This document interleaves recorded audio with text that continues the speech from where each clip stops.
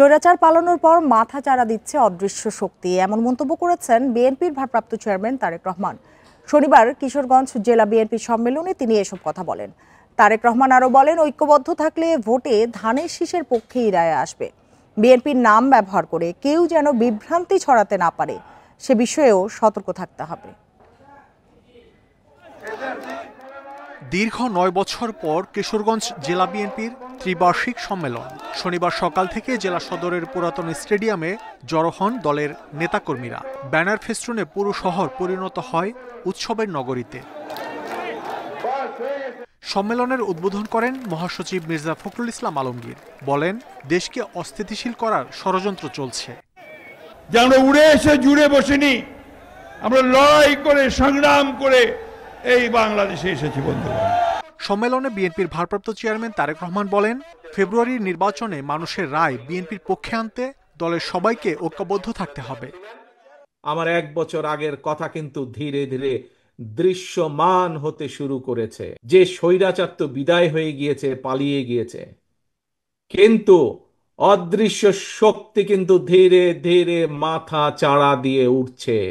আমরা যদি আগামী ফেব্রুয়ারি মাস পর্যন্ত প্রত্যেকটি নেতা কর্মী এরকম ইস্পাতের মতন ঐক্যবদ্ধ থাকতে পারি, তাহলে আজ যেমন একটি সফল সম্মেলন অনুষ্ঠিত হলো, ইনশাল্লাহ আমরা একটি সফল জনরায় আমাদের পক্ষে আনতে সক্ষম হব। প্রিয় সহকর্মীবৃন্দ, তারেক রহমান বলেন, মানুষের অধিকার বাস্তবায়ন করতে হলে নির্বাচিত সরকারের কোনো বিকল্প নেই। এ সময় বিএনপি নিয়ে নানা অপপ্রচারের বিরুদ্ধে সবাইকে সোচ্চার থাকারও আহ্বান জানান বিএনপির ভারপ্রাপ্ত চেয়ারম্যান। যে কোনো মূল্যে দলের সিদ্ধান্তের পক্ষে আমরা সকলে একমত ঐক্যবদ্ধ থাকব, এই একটি শপথ। এবং একই সাথে দলের সম্পর্কে দলকে নিয়ে যাতে কেউ ব্যক্তি স্বার্থে ব্যবহার করতে না পারে, সেই সুযোগ আমরা কাউকে দেব না। সম্মেলনে জেলার 13 উপজেলা ও 8 পৌরসভার 2090 জন কাউন্সিলর সহ নেতাকর্মীরা অংশ নেন। মাহমুদ শরীফ, ইন্ডিপেন্ডেন্ট নিউজ, ঢাকা। অন্তর্বর্তী সরকার থেকে ছাত্র প্রতিনিধিদের সরে আসা তাগিদ দিয়েছেন বিএনপি নেতা সালাউদ্দিন আহমেদ। যুক্তি দেখালেন, তারা সরকারের থেকে দেশ গঠনে তেমন ভূমিকা রাখতে না পারলেও ব্যর্থতার দায় নিতে হচ্ছে। আর হাসনাত আব্দুল্লাহ বলেন, সব দলের সুপারিশে উপদেষ্টা করা হয়েছে, অথচ দোষ দেয়া হচ্ছে এনসিপিকে। সকালে রাজধানীতে আলোচনা সভায় এসব কথা বলেন নেতারা। ডাকসু নির্বাচনে ছাত্রদলের ভরাডুবির পর জনসম্মুখে এলেন আবিদ হামিম ও মায়েদ। তারুণ্যের রাষ্ট্রচিন্তার তৃতীয় সংলাপে অংশ নেন তারা। রাষ্ট্র ও রাজনীতি নিয়ে তাদের চিন্তা তুলে ধরেন।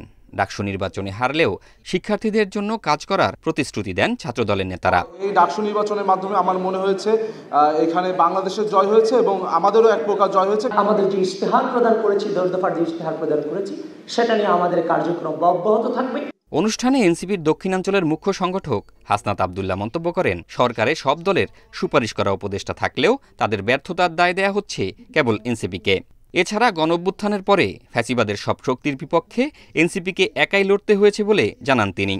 এখানে জামাতে ইসলামের এখানে প্রপোজড অনেক এখানে উপদেষ্টা হয়েছে, এখানে বিএনপি প্রপোজড অনেকে উপদেষ্টা হয়েছে, কিন্তু এই গভর্নমেন্টের যত ধরনের ব্যর্থতা, যত ধরনের সীমাবদ্ধতা, আমাদের প্রত্যাশা এবং প্রাপ্তির মধ্যে যে দৃশ্যমান ব্যবধানটি রয়েছে, সেই ব্যবধানটির পুরোটা দায়ভার এনসিপির নিতে হয়েছে। তবে বিএনপির স্থায়ী কমিটির সদস্য সালাউদ্দিন আহমেদ বলেন, ছাত্র প্রতিনিধিরা সরকারের থেকে দেশের জন্য ভূমিকা রাখতে পারেনি। এ সময় তিনি আরও বলেন, যেসব বিষয়ে আলোচনার টেবিলে নিষ্পত্তি করা সম্ভব তা নিয়ে রাস্তায় নামা অযৌক্তিক। এই সরকারের দায়িত্বে আসাটা আমার মনে হয় সেটা তাদের সঠিক বিবেচনার সিদ্ধান্ত হয়নি। তাহলে আজকে প্রেসার গ্রুপ হিসাবে জাতিকে নির্দেশক হিসেবে একটা ভূমিকা তাদের থাকতে পারত। যাই হোক, ওদেরকে আমি সরে আসার জন্য আহ্বান নিজেরা জানালে তো হবে না, তাগিদটা নিজেদেরকে নিতে হবে। জুলাই সনদে সংবিধান সংশ্লিষ্ট বিষয়ে বিচার বিভাগের মত নেয়ার পরামর্শ দেন তিনি। বলতে শুনেছি, যদিও ওই পার্লামেন্ট। জাহিদুল ইসলাম, ইন্ডিপেন্ডেন্ট নিউজ, ঢাকা। বেগম খালেদা জিয়া ও তারেক রহমানের নেতৃত্বেই বিএনপি ক্ষমতায় যাবে বলে মন্তব্য করেছেন বিএনপির কেন্দ্রীয় নির্বাহী কমিটির সদস্য রুহুল কুদ্দুস তালুকদার দুলু। সকালে নাটোরের আলাইপুরে জেলা পরিষদ মিলনায়তনে আলোচনা সভায় তিনি এ মন্তব্য করেন। বলেন, নেতাকর্মীরা ঐক্যবদ্ধ থাকলে বিএনপি গতিশীল হবে। সবার বিশ্বাস, বেগম খালেদা জিয়া ও তারেক রহমানের নেতৃত্বে বিএনপি আগামী দিনে রাষ্ট্রীয় ক্ষমতায় যাবে। কোনো ষড়যন্ত্র বা চক্রান্তকারী তাদের বিজয়কে আটকে রাখতে পারবে না। পরে সভায় সমসাময়িক রাজনৈতিক ভাবনা ও করণীয় শীর্ষক আলোচনা করেন দলের নেতাকর্মীরা।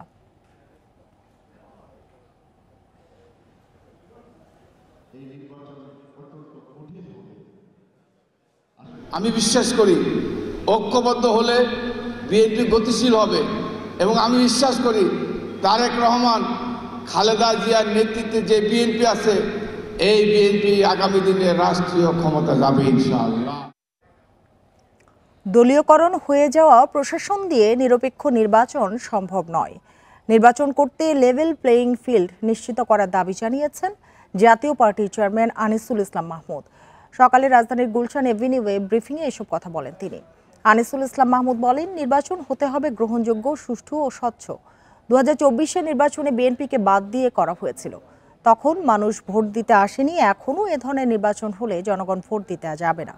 তিনি আরও বলেন, জাতীয় পার্টি আগামী নির্বাচন জোটবদ্ধভাবে করবে, তবে কোনো দলের সঙ্গে হবে তা এখনও সিদ্ধান্ত নেওয়া হয়নি। দলের মহাসচিব এবিএম রুহুল আমিন হাওলাদার বলেন, পিআর পদ্ধতি নিয়ে যে মতপার্থক্য তা রাজনীতিতে অনিশ্চয়তা তৈরি করেছে। নির্বাচন হবে কিনা তা নিয়েও সংশয় রয়েছে। নির্বাচনের দিন this election commission is totally useless. নির্বাচনের দিন কারা ইউজফুল? মাঠ প্রশাসন, ডিসি, এসপি, এদের নিউট্রালিটি আপনি কিভাবে এনশিওর করবেন? Let us talk about that. Bangladesh যেন আন্দোলনের দেশ, আর আন্দোলনের প্রধান অনুষঙ্গ সড়ক অবরোধ। চাকরি, শিক্ষা, প্রশাসনিক বৈষম্য সহ যে দাবিই থাকুক না কেন, সবার আগে সড়ক অবরোধ করা হয়, যার ভুক্তভোগী হয় সাধারণ মানুষ। শুধু তাই নয়, ক্ষতিগ্রস্ত হচ্ছে অর্থনীতিও। এ অবস্থায় প্রশ্ন উঠেছে, সড়ক অবরোধ করে আন্দোলনই কি দাবি আদায়ের একমাত্র পথ কিনা? দীর্ঘদিন ধরেই রাজধানী যেন পরিণত হয়েছে দাবি আদায়ের নগরীতে।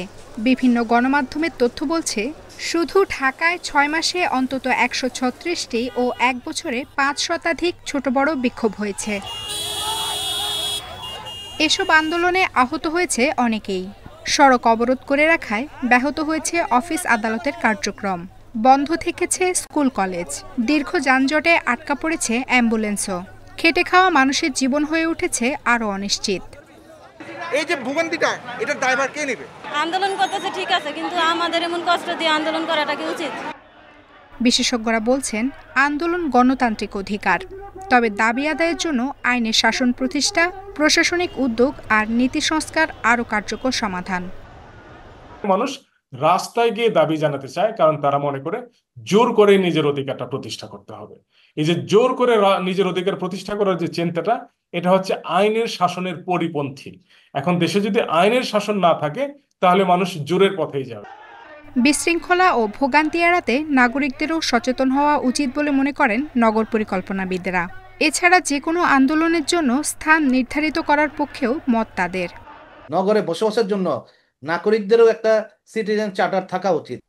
তার আচরণ বিধিমালা কেমন হবে, নগরে কিভাবে চলবে, নির্দিষ্ট কিছু জায়গা থাকা দরকার। সেখানে গিয়ে আপনার নাগরিক যে চাহিদা, তার প্রতিবাদ বা আপনার নাগরিক অধিকারের প্রতিবাদ আপনি অবশ্যই করতে পারেন, কিন্তু কাউকে সমস্যায় ফেলে না। আন্দোলনের সবচেয়ে বেশি ভুক্তভোগী সাধারণ মানুষ। ন্যায্য অধিকার আদায়ে আন্দোলনে নামার আগে আলোচনার মাধ্যমে সমস্যার সমাধান সম্ভব বলেও মনে করছেন বিশেষজ্ঞরা। আফসানা আফরোজ জুই, ইন্ডিপেন্ডেন্ট নিউজ, ঢাকা।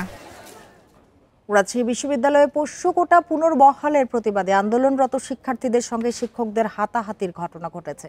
এ সময় উপাচার্য অধ্যাপক মাইন উদ্দিনকে অবরুদ্ধ করে বিক্ষোভ করেন শিক্ষার্থীরা। এর আগে শুক্রবার সন্ধ্যা থেকে কাফনের কাপড় জড়িয়ে বিশ্ববিদ্যালয়ের প্রশাসনিক ভবনের সামনে অবস্থান নেন তারা। সকালে বিশ্ববিদ্যালয়ের উপাচার্য সালে নাকিব হাসান সেখানে গিয়ে আন্দোলনকারীদের সঙ্গে কথা বলেন। এ সময় তিনি জানান বিষয়টি আদালত পর্যন্ত গড়িয়েছে। আদালতের সিদ্ধান্ত না আসা পর্যন্ত কর্মসূচি প্রত্যাহারের আহ্বান জানান উপাচার্য। এদিকে আমরণ অনশনে অংশ নেওয়া শিক্ষার্থীরা জানান দাবি আদায় না হওয়া পর্যন্ত কর্মসূচি চলবে।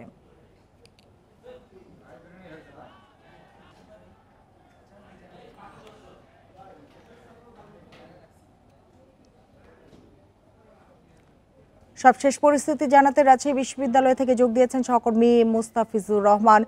মুস্তাফিজ, একটু জানতে চাই যে উপাচার্য এখনো অবরুদ্ধ কিনা, আর যারা অনশনরত রয়েছেন বা কর্মসূচিতে আছেন তারা আসলে কি বলছেন?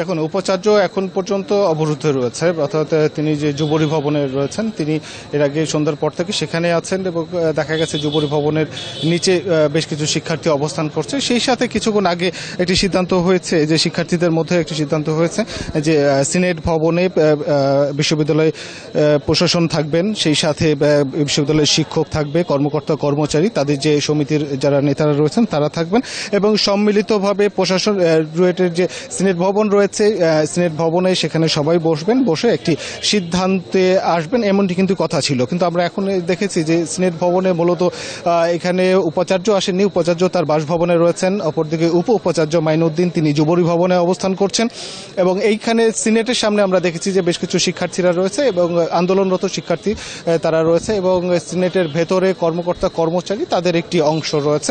তারা প্রত্যেকের অবস্থান থেকে তারা আলাপ আলোচনা করছেন উদ্ভূত পরিস্থিতি নিরসনে কি করা যায়। এদিক থেকে শিক্ষার্থীদের যে একটি দাবি, তাদের যে মূল দাবি সেটি হচ্ছে যে পোষ্য কোটা পুনর্বহলের প্রতিবাদেই তাদের এই আন্দোলন এবং তারা চান না যে রাজশাহী বিশ্ববিদ্যালয়ে কোনো প্রকার কোটা পদ্ধা থাক বা কোটার অবস্থান থাক বা কোটা পুনর্বহাল হোক, এটি শিক্ষার্থীরা কখনোই চান না এবং তারই প্রতিবাদে আজকে সকাল থেকেই বলা যেতে পারে রাজশাহী বিশ্ববিদ্যালয় উত্তাল রয়েছে। অপরদিকে এই উদ্ভূত পরিস্থিতি নিরসন নিয়ে আমরা যতটুকু বিভিন্ন মাধ্যম থেকে জানতে পারছি, উপাচার্যর বাসভবনে আলাপ আলোচনা চলছে। সেই সাথে ঠিক এখানে বিশ্ববিদ্যালয়ে কয়েকটি পক্ষ রয়েছে, এখানে বিশ্ববিদ্যালয়ের এখানে শিক্ষকদের একটি পক্ষ রয়েছে, সেই সাথে কর্মকর্তা কর্মচারী তাদের একটি পক্ষ রয়েছে, যার ফলে এখানে এবং সেই সাথে শিক্ষার্থীদের একটি অবস্থান রয়েছে। অর্থাৎ এখানে কোনো একটি সিদ্ধান্ত নিতে গেলে এই তিনটি পক্ষকেই কিন্তু এক হতে হবে এবং সেই সাথে তাদেরকে সবাইকে মিলেই কিন্তু বিশ্ববিদ্যালয়কে সিদ্ধান্ত নিতে হবে। এবং বিশ্ববিদ্যালয় আমরা যতটুকু জানাচ্ছি যে উপাচার্য তিনি বসেছেন, বিভিন্ন যে স্টেক হোল্ডারগুলো রয়েছে তাদের সঙ্গে আলাপ আলোচনা করছেন, সেই সাথে শিক্ষার্থী তাদের যে দাবিটি রয়েছে, আমরা কথা বলেছিলাম সাধারণ শিক্ষার্থী যারা রয়েছেন বা যারা আন্দোলন করছেন সেই শিক্ষার্থীদের সঙ্গে কথা হয়েছে, তারা কিন্তু একটি দাবি করছেন এবং তারা বলছিলেন যে একটি মীমাংসিত ইস্যুকে কেন আবার পুনরায় সামনে নিয়ে আসা হলো যখন রাকসু নির্বাচন খুব সন্নিকটে। অর্থাৎ আপনি জানেন যে 25 তারিখ রাকসু নির্বাচন রয়েছে, দীর্ঘ 35 বছর পর অনুষ্ঠিত হতে যাচ্ছে। ঠিক এই একটি সৌহার্দ্যপূর্ণ পরিবেশে এই ধরনের একটি সিদ্ধান্ত প্রশাসনের পক্ষ থেকে নেওয়া হয়েছে। এটিকে সাধারণ শিক্ষার্থী যারা ছিলেন তারাও কিন্তু বলছেন যে এর মাধ্যমে রাকসু নির্বাচনের প্রভাব পড়বে কিনা বা সেটি বিলম্বিত করার কোনো অপচেষ্টা রয়েছে কিনা, এই কথাগুলো কিন্তু সাধারণ শিক্ষার্থী বলছিলেন। সেই সাথে যারা প্রতিদ্বন্দ্বিতা করছেন রাকসু নির্বাচনের টিকে তাদেরও মনে একটি শঙ্কা দেখা দিয়েছে যে আদৌ রাকসু নির্বাচনের কি হতে যাচ্ছে, সেই বিষয়গুলো নিয়েও কথা বলছেন। সেই সাথে তবে সাধারণ শিক্ষার্থী থেকে যারা প্রতিদ্বন্দ্বিতা করছেন তবে সবারই একটি অবস্থান, সেটি হচ্ছে যে তারা যে পোষ্য কোটার বিরুদ্ধে তাদের যে অবস্থান সেই অবস্থানে তারা অনড় রয়েছেন এবং তারা সেই কারণে কিন্তু এখন পর্যন্ত রাজশাহী বিশ্ববিদ্যালয়ের উপাচার্যের বাসভবন, সেই সাথে উপাচার্য যে এখানে অবস্থান করছে সেখানে শিক্ষার্থীরা অবস্থান করছেন এবং সিনেট ভবনের সামনেও শিক্ষার্থীরা অবস্থান করছেন এবং তাদের দাবি না মানা হলে তারা ওইখানে অবস্থান করবেন, এমন কিন্তু আন্দোলনরত শিক্ষার্থীরা বলছেন। তো রাজশাহী থেকে এই ছিল সর্বশেষ। মুস্তাফিজুর রহমান, আপনাকে অনেক ধন্যবাদ। অবসরে যাওয়া ও ছুটিতে থাকা শিক্ষকদের নামের পরিদর্শকের ভাতার টাকা তুলছেন সিদ্ধেশ্বরী কলেজের শিক্ষকেরা। এক্ষেত্রে ব্যবহার করছেন ভুয়া নাম ঠিকানা। সম্প্রতি নির্বাচন কমিশনের নিয়োগ পরীক্ষার পরিদর্শকের ভাতা তোলায় ভুয়া নাম ঠিকানা ব্যবহারের প্রমাণ মিলেছে ইন্ডিপেন্ডেন্ট টেলিভিশনের অনুসন্ধানে। এবছর 8 আগস্ট নির্বাচন কমিশনের নিয়োগের জন্য এমসিকিউ পরীক্ষা হয় রাজধানীর সিদ্ধেশ্বরী কলেজে। 2520 জন শিক্ষার্থীর বিপরীতে 35টি কক্ষে পরীক্ষা পরিচালনার জন্য প্রায় 1,80,000 টাকা দেয় নির্বাচন কমিশন। পরীক্ষার 1 ঘন্টা ডিউটির জন্য প্রতিজন 1500 টাকা করে নেন শিক্ষকেরা। কিন্তু বরাদ্দের টাকা বেঁচে যাওয়ায় ভুয়া তালিকা দেয় সিদ্ধেশ্বরী কলেজের পরীক্ষা কমিটি। যে তালিকায় ছিল অবসরে যাওয়া, আমেরিকায় থাকা এবং মাতৃত্বকালীন ছুটিতে থাকা শিক্ষকদের নাম। এর বাইরেও কিছু ভুয়া নাম জমা দেয় কমিটি। সিদ্ধেশ্বরী কলেজের জমা দেওয়া তালিকায় আছেন অবসরে যাওয়া ব্যবস্থাপনা বিভাগের শিক্ষক নাতাশা সরকার, প্রাণীবিজ্ঞানের সাবিনা মিতা সহ অন্তত 5 জনের নাম। বিদেশে থাকা সামন্তী মৃধা সহ 2 জনের নাম আছে এই তালিকায়। আর ডিউটি না করে তালিকায় নাম উঠেছে ইংরেজি বিভাগের ফাতেমা আমিন ও বাংলার ফেরদৌস ভূঁইয়া সহ অন্তত 6 জনের।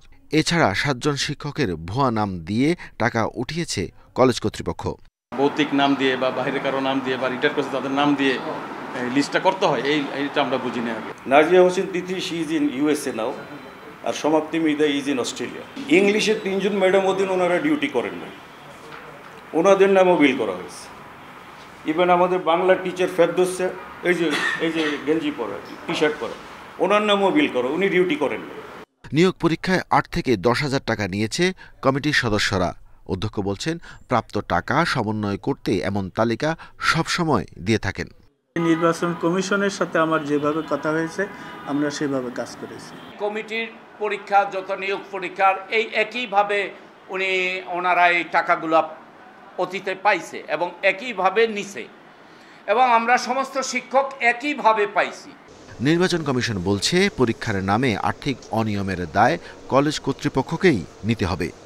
আমাদের বলেনি, আমি বললাম আমাদের বলেনি, আপনি বলেন যে নির্বাচন কমিশনের সচিব বলেছে তারা জানে না এবং আপনারা মিথ্যা কথা বলেছেন।